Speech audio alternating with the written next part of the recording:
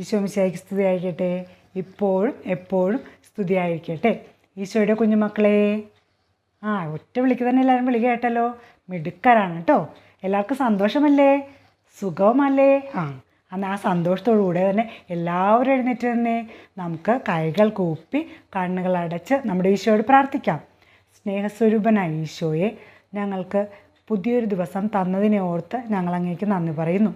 ഇന്നേ ദിവസം ഞങ്ങൾ പഠിക്കാൻ പോകുന്ന കാര്യങ്ങളെല്ലാം ഞങ്ങൾക്ക് നല്ല രീതിയിൽ മനസ്സിലാക്കുവാനുള്ള ബുദ്ധി തന്ന് ഞങ്ങൾ അനുഗ്രഹിക്കണമേ. ആമേൻ.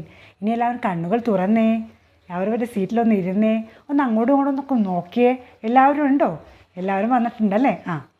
ഇനി നമ്മൾ നിങ്ങളോട് ടീച്ചറോട് ചോദ്യം ചോദിക്കട്ടെ.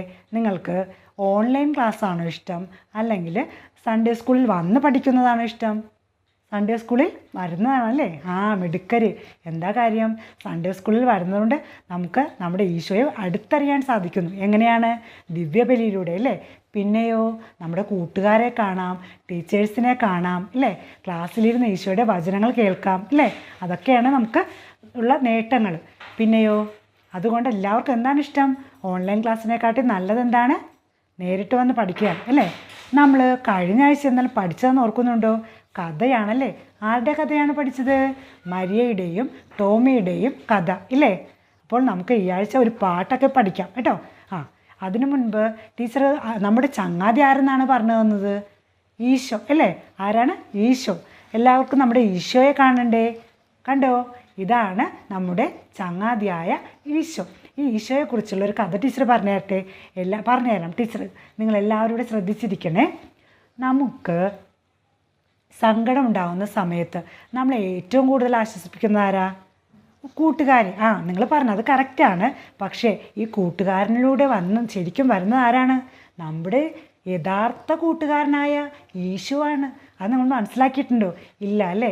നമുക്ക് സങ്കടമുണ്ടാകുമ്പോഴും സന്തോഷമുണ്ടാകുമ്പോഴും എല്ലായ്പ്പോഴും നമ്മോട് ചേർന്ന് നിൽക്കുന്ന ആരാണ്? ഈശോയാണ് കുഞ്ഞുമക്കളെ. അപ്പോൾ ആ ഈശോയെ വേണം നമ്മുടെ കൂട്ടുകാരിൽ നമ്മൾ കാണുവാൻ. എല്ലാവരും ആ ഈശോയെ ചേർന്ന് നിന്നുകൊണ്ട് കൂട്ടുകാരിലൂടെ അവരെ കാണാൻ ശ്രമിക്കണം. ഇപ്പോൾ നമ്മൾ നമ്മുടെ കൂട്ടുകാരെ സഹായിക്കും. എങ്ങനെയൊക്കെയാണ്? ക്ലാസ്സിലൊരു കുട്ടിക്ക് പെൻസിലില്ല. അപ്പോൾ നമ്മൾ എന്ത് ചെയ്യണം? ഒരു പെൻസിൽ കൊടുത്ത് സഹായിക്കണം. ഒരു റബ്ബറില്ല. ആ ഒരു കൂട്ടുകാരൻ ചോദിക്കുമ്പോൾ നമ്മൾ എന്ത് ചെയ്യണം? പുഞ്ചിരിക്കുന്ന മുഖവുമായി അവൻ ആ പെൻസിൽ നൽകണം, റബ്ബർ നൽകണം. ഇതൊക്കെയാണ് ആര് ചെയ്യേണ്ടത്? നമ്മൾ ചെയ്യേണ്ടത്. ഇതൊക്കെ ചെയ്യുമ്പോൾ ആ കുഞ്ഞിലൂടെ സന്തോഷിക്കുന്നത് ആരാണ്? നമ്മുടെ ഈശോയാണ്. അപ്പോൾ ആ കൂട്ടുകാരൻ നമുക്ക് നൽകിയതാരാണ്? ഈശോയാണ്. അപ്പോൾ എല്ലാം നൽകുന്നത് ആരാണ്? ഈശോയാണ്. ഇപ്പോൾ നമുക്ക് നമ്മുടെ കൂട്ടുകാരുടെ എല്ലാ കാര്യങ്ങളും നമ്മൾ തുറന്നു പറയുമോ? ഇല്ല അല്ലേ? കുറച്ച് കാര്യങ്ങളൊക്കെ നമ്മൾ മറച്ചു വയ്ക്കും ഇല്ലേ? അത് ഞാനും അങ്ങനെയൊക്കെ തന്നെയാണ് കേട്ടോ. നമ്മൾ എന്തുകൊണ്ടാണ് നമ്മൾ അങ്ങനെ തുറന്നു പറയാത്തത്? നമ്മൾ തുറന്നു പറഞ്ഞു കഴിഞ്ഞാൽ ചില കാര്യങ്ങൾ നമ്മുടെ കൂട്ടുകാരെന്ത് ചെയ്യും? ഒരു രസത്തിന് വേണ്ടി മറ്റുള്ളവരുമായിട്ട് പങ്കുവയ്ക്കും. അത് ചിലപ്പോൾ നമുക്ക് മോശമായ രീതിയിൽ വന്നു എന്നിരിക്കാം. എന്നുവെച്ചാൽ ടീച്ചർ പറഞ്ഞൊരു ഉദാഹരണം പറഞ്ഞു തരട്ടെ. ഇന്നിപ്പോൾ ക്ലാസ്സിൽ ടീച്ചർ ഒരു പാഠം പഠിക്കാൻ തന്നു. ഞാനത് പഠിക്കാതെ ചെന്നു. എൻ്റെ കൂട്ടുകാരൻ ഒരു രസത്തിന് വേണ്ടിയിട്ട്, തമാശയ്ക്ക് വേണ്ടി പറയുക, ഞാൻ പഠിച്ചില്ല. അപ്പോൾ ടീച്ചർ അത് എന്നോട് ചോദ്യം ചോദിച്ചപ്പോൾ എനിക്ക് അതിൻ്റെ ഉത്തരം പറയാൻ കഴിഞ്ഞില്ല. ടീച്ചർ എന്നെ തല്ലി. അപ്പോൾ ആ കൂട്ടുകാരൻ എന്ത് ചെയ്തു? ഒരു തമാശയ്ക്കാണേ, അത് നിങ്ങൾ ചിന്തിക്കണം. നിങ്ങൾക്ക് മനസ്സ് നോക്കുമെന്ന് കരുതിയല്ല. നമ്മുടെ കൂട്ടുകാരൻ എന്ത് ചെയ്തു? നമ്മുടെ കൂട്ടുകാരൻ ഒരു ട്രിക്ക്, ഒരു ഐഡിയ ഉപയോഗിച്ച് വീട്ടിൽ ചെന്നിട്ട് നമ്മുടെ പപ്പയോട് പറയുകയാണ്, അങ്കിളെ, ഇന്ന് അങ്കിളിൻ്റെ മോന് ക്ലാസ്സിൽ നിന്ന് ടീച്ചറിൻ്റെ കയ്യിൽ നിന്നൊരു സമ്മാനം കിട്ടിയല്ലോ, അങ്കിൾ അതറിഞ്ഞോ? അപ്പോൾ നമ്മുടെ പപ്പ ചിന്തിക്കും, സമ്മാനമോ? അവൻ എന്നെ അത് കാണിച്ചില്ലല്ലോ. അപ്പോൾ പപ്പ മിക്കവാറും തന്നെ എന്ത് ചെയ്യും? മോനെ, നിൻ്റെ സമ്മാനം ഒന്ന് കാണട്ടെ. അപ്പോൾ എന്ത് ചെയ്യും? നമ്മുടെ മുഖമൊക്കെ അങ്ങോട്ട് മാറും. നമ്മൾ ആകെ ഒരു പരുങ്ങലിലാകും ഇല്ലേ? എന്ത് ചെയ്യണമെന്ന് അറിയാത്തൊരവസ്ഥ. അതെല്ലാവരുടെ കയ്യിലുണ്ട്. അപ്പോൾ ആ പരുങ്ങൽ കാണുമ്പോൾ പപ്പയ്ക്ക് മനസ്സിലാകും കിട്ടിയ സമ്മാനം നല്ല അടിയാണെന്ന് ഇല്ലേ? നമുക്കെല്ലാവർക്കും കിട്ടുന്നതല്ലേ അത്? എന്തിനാണ് അങ്ങനെ തല്ല് കിട്ടിയത്? നമ്മൾ പഠിക്കാൻ പറഞ്ഞ കാര്യം പഠിക്കാതെ പോയത് കൊണ്ടല്ലേ? അപ്പോൾ കൂട്ടുകാരനെ നമ്മൾ വെറുക്കാമോ? വെറുക്കരുത്. അവൻ നമ്മളെ നേരായ വഴിയിലൂടെ കൊണ്ടുവരാനാണ് ശ്രമിച്ചത്. മനസ്സിലായോ? അപ്പോൾ അതിൽ നിന്ന് നമുക്ക് എന്ത് മനസ്സിലായി? നമ്മെ നേർവഴിക്ക് കൊണ്ടുവന്ന കൂട്ടുകാരനാരാണ്? ഈശോയാണ്. മനസ്സിലായോ? അതേപോലെയാണ് എല്ലാ കൂട്ടുകാരും. പിന്നെ ചില കൂട്ടുകാരോട് അങ്ങനെയല്ല, എല്ലാം നല്ല രീതിയിൽ നിന്നിട്ട് അവരൊരിക്കലും അങ്ങനെ പറയുകയൊന്നുമില്ല. എങ്ങനെ നമ്മുടെ മോശമായ വശം മറ്റുള്ളവരെ കാണിക്കില്ല. അങ്ങനെയുള്ള സ്നേഹിതരും നമുക്കുണ്ട്. പക്ഷേ നമ്മുടെ ഈശോ എന്ന കൂട്ടുകാരൻ അങ്ങനെയല്ല. നമുക്ക് നല്ല കാര്യവും പറയാം, നമ്മുടെ സങ്കടങ്ങളും വിഷമതകളും എല്ലാ കാര്യങ്ങളും നമുക്ക് മനസ്സ് തുറന്ന് സംസാരിക്കാം. നമ്മൾ കൂട്ടുകാരോട് നേരിട്ട് സംസാരിക്കുന്നത് പോലെ തന്നെ നമുക്ക് നമ്മുടെ ഈശോയോട് നോക്കി എല്ലാം നമുക്ക് പറയാനായിട്ട് സാധിക്കും. എങ്ങനെയാണ്? വിഷമിച്ചിരിക്കുമ്പോൾ പറയാം, ഈശോയെ എനിക്കിന്നതുപോലെ ബുക്കില്ല, ഈശോയെ എനിക്കൊരു ബുക്കിന് ആവശ്യമുണ്ട്, എൻ്റെ പപ്പയോട് പറഞ്ഞ് അതൊന്ന് വാങ്ങിത്തരുമോ? അങ്ങനെ പ്രാർത്ഥിക്കാം. പിന്നെയോ നമ്മുടെ ബർത്ത്ഡേ വരികയാണ്. അപ്പോൾ നമ്മൾ ഓർക്കും നമുക്ക് പുതിയ ഉടുപ്പ് വേണം, പുതിയ ചെരുപ്പ് വേണം, ബർത്ത്ഡേക്ക് എന്ത് വേണം? കേക്ക് മുറിക്കണം, പിന്നെയോ എന്ത് വിചാരിക്കും? മിഠായി വേണം, ഇതെല്ലാം വേണ്ടേ? അപ്പോൾ ഒരു ദിവസം പപ്പയുടെ കയ്യിൽ പൈസ ഇല്ലെന്ന് ചിന്തിക്കുക. നിങ്ങൾ ചിന്തിച്ചാൽ മാത്രം മതിയേ, എല്ലാവർക്കും വീട്ടുകാർ ഇതൊക്കെ വാങ്ങിച്ചു തരും. ടീച്ചർ ഒരു ഉദാഹരണം പറഞ്ഞതേ ഉള്ളൂ. പെട്ടെന്നൊരു ദിവസം പപ്പയുടെ കയ്യിൽ പൈസ ഇല്ലെന്ന് കരുതുക. അപ്പോൾ എന്ത് ചെയ്യണം? നിങ്ങൾ എല്ലാ ദിവസവും നിങ്ങൾ ഈശോയോട് പ്രാർത്ഥിക്കണം, എൻ്റെ ചങ്ങാതിയായ ഈശോയെ എന്നിലേക്ക് കടന്നു വരണമേ, എൻ്റെ പപ്പയിലേക്ക് കടന്നു വന്ന് എൻ്റെ എല്ലാ ആഗ്രഹങ്ങളും അറിയുന്ന എൻ്റെ പൊന്നു തമ്പുരാനെ എനിക്ക് വേണ്ട എല്ലാ കാര്യങ്ങളും ചെയ്തു തരണമേ. അപ്പോൾ നമ്മുടെ ചങ്ങാതി ഇതെല്ലാം ചെയ്തു തന്നോളും. മനസ്സിലായോ നിങ്ങൾക്ക് ഈശോനെ കുറിച്ച് ടീച്ചർ പറഞ്ഞു തന്നത്? ഇനി നമുക്ക് ഒരു പാട്ട് കേട്ടാലോ? പാട്ട് എല്ലാവർക്കും ഇഷ്ടമാണല്ലേ? എന്താണ് പാട്ട് കേൾക്കുന്നതുകൊണ്ട് ധാരാളം ഗുണങ്ങളുണ്ട്. നമുക്ക് എന്താണ് കൂടുതൽ സന്തോഷമുണ്ടാകും, ഒരു പ്രത്യേക ഒരു എനർജി നമ്മളിലേക്ക് വരും. നമുക്കതൊക്കെ കണ്ടെന്ന് ഡാൻസ് കളിക്കാനും ഇല്ലേ, ആ പാട്ടൊക്കെ കേട്ട് ആഹാ എന്ത് രസമാണല്ലേ പാട്ടൊക്കെ കേൾക്കുമ്പോൾ അല്ലേ? എല്ലാവർക്കും ഇഷ്ടമല്ലേ പാട്ട്? എന്ത് രസമാണ് പാട്ട് കേൾക്കുന്നത്. ടീച്ചറിന് അറിയാവുന്ന ട്യൂണിൽ കേട്ടോ, അത്രയും നല്ല ട്യൂണൊന്നുമില്ല എങ്കിലും ടീച്ചറിനെ കൊണ്ട് പറ്റുന്ന രീതിയിൽ ടീച്ചർ പാടിത്തരാം. എല്ലാവരും ഒന്ന് കേട്ടിരിക്കണേ.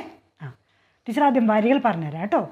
ഞങ്ങൾക്കുണ്ടൊരു ചങ്ങാതി, വിനയസ്വരൂപൻ ചങ്ങാതി, കരുണാമയനം ചങ്ങാതി, ദൈവകുമാരൻ ചങ്ങാതി, ഞങ്ങൾക്കുണ്ടൊരു ചങ്ങാതി, സ്നേഹസ്വരൂപൻ ചങ്ങാതി, കുഞ്ഞുങ്ങൾക്കൊരു ചങ്ങാതി, ഈശോ എന്നൊരു ചങ്ങാതി. ഇതിൽ ഏറ്റവും കൂടുതൽ പ്രാവശ്യം ആവർത്തിച്ചിരിക്കുന്ന വാക്കേതാ? ചങ്ങാതി എന്നുള്ള വാക്കാണല്ലേ? അവിടെ എല്ലാവരും ശ്രദ്ധിക്കണം. ഇനി ഇതിൻ്റെ ആക്ഷൻ ടീച്ചർ ഒന്ന് കാണിച്ചു തരട്ടെ.